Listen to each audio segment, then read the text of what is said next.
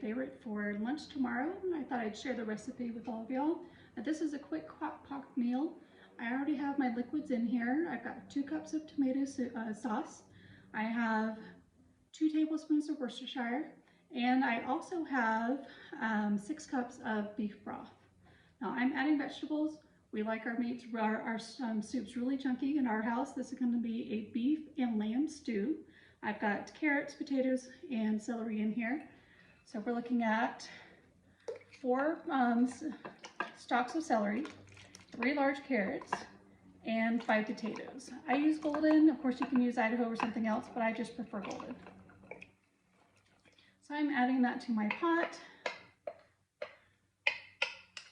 Now beef stew, obviously beef stew is typically just beef, but my kids like lamb in it.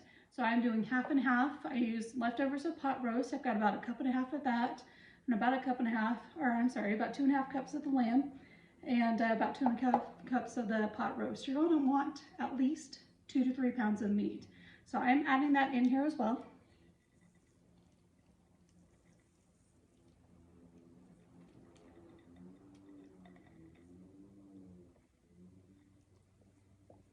Now my recipe calls for mushrooms. My husband's not fond of them,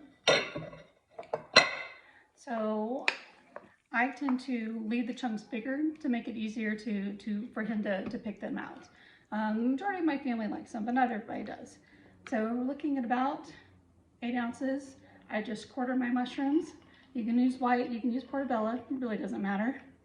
And I'm getting that all nicely mixed in there. Let's pull that over so you can see a little better. Okay. Getting a nice mix in.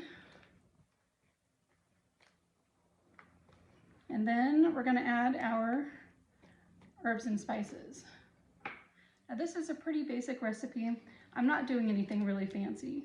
I prefer fresh when I can get it, but I didn't have that available today. So I've got a tablespoon of salt. It seems like a lot, but lamb in there that really, and the leftover pot roast, that really needs the salt in my opinion.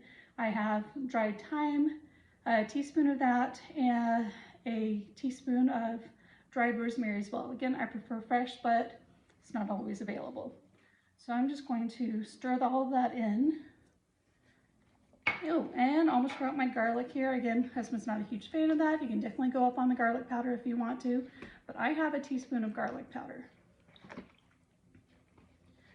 All right, once that is all nicely mixed in, I'm going to add my bay leaves. I got mine from Frontier Co-op, and they do a really good job. I find that they've done a really good job with their packaging. My bay leaves have come, they've got a lot of fragrance to them. They're gonna have almost a good minty smell.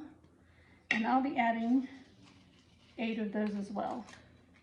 Now I don't need this until tomorrow, so if I want, I can put it on low and let it go for 9 hours to really give that time, that meat time to break down and get tender and soft. But I also want to be able to put it away before I go to bed for the night. So I'm going to be putting this on high. It's going to cook for 6 hours. I could add something to thicken it up, but I'm allergic to grain, so I leave anything like that out. Some cases, sure, I'll figure out a different way to thicken it up. Arrowroot is a great option, but I don't find it necessary with beef stew, especially since I don't have a really, sure, it's got 6 cups of beef broth in there, but I really don't find it to be a huge amount of liquid. And once those potatoes have had so many hours to cook, the meat, it just doesn't need anything to thicken it. But so that's what we've got, and I'll come back later and show you guys a picture of how it ends up.